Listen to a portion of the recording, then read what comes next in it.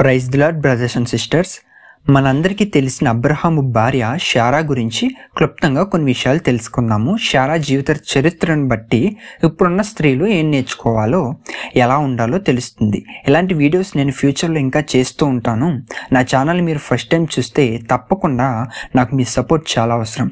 Support అంటే just మీ నుండి చిన్న లైక్ మాత్రమే చాలు. ఇలాంటి వీడియోస్ మీకు ముందు కావాలి అని అనుకుంటే సబ్స్క్రైబ్ చేసి బెల్ ఐకాన్ ఆన్ చేసుకోండి. శారా జీవిత చరిత్రలోనికి వస్తే ఈమె గురించి ఫస్ట్ ఇంట్రొడక్షన్ బైబిల్లో మనకు ఆదికాండము 11:29 కనబడుతుంది. శారా అబ్రహాము భార్య. అలాగే ఆదికాండము 11:30 ప్రకారం ఈమె గొడ్రాలు. ఈమె తన భర్తకు లోబడిన స్త్రీ.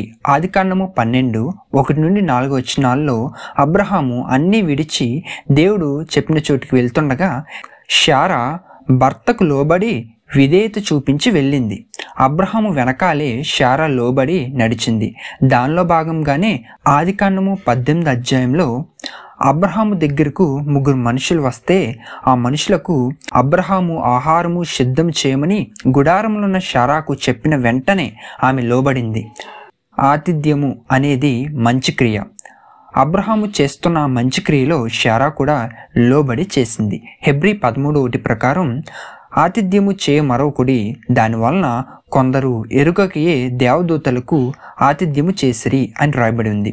శారా అనే పదానికి రాజకుమారి. ఇది ఆదికాండము 17:15 ఉంది.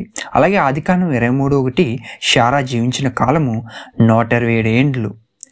శారా ప్రతి స్త్రీకి గొప్ప మాదిరి జీవితాన్ని జీవించింది. భర్తకు విధేయత చూపిస్తూ, భర్తకు సలహాలిస్తూ, భర్త విశ్వాసాన్ని నమ్మి ఆమె కూడా విశ్వాసంలో భర్తతో కలిసి నడిచిన స్త్రీ ఈ శారా. ప్రతి స్త్రీ కూడా శారా వలె విధేయతతో, వినయంతో భర్తను గౌరవించి జీవించాలి. అలా జీవిస్తే శారా వలె ఆశీర్వదించబడతాము అని మనకు స్పష్టంగా తెలుస్తుంది. ఇలాంటి short and spiritual information videos కోసం నా ఛానల్ని సబ్స్క్రైబ్ చేసి బెల్ ఐకాన్ ఆన్ చేసుకోండి. తెలుగు క్రిస్టియన్ స్టేటస్లో రెగ్యులర్గా మన ఇన్స్టాగ్రామ్ పేజ్లో అప్లోడ్ చేస్తూ ఉంటాను. ఎవరికైనా ఇంట్రెస్ట్ ఉంటే లింక్ డిస్క్రిప్షన్లో ఉన్నాయి, ఒకసారి వెళ్ళి చెక్ చేసి ఫాలో అవ్వండి.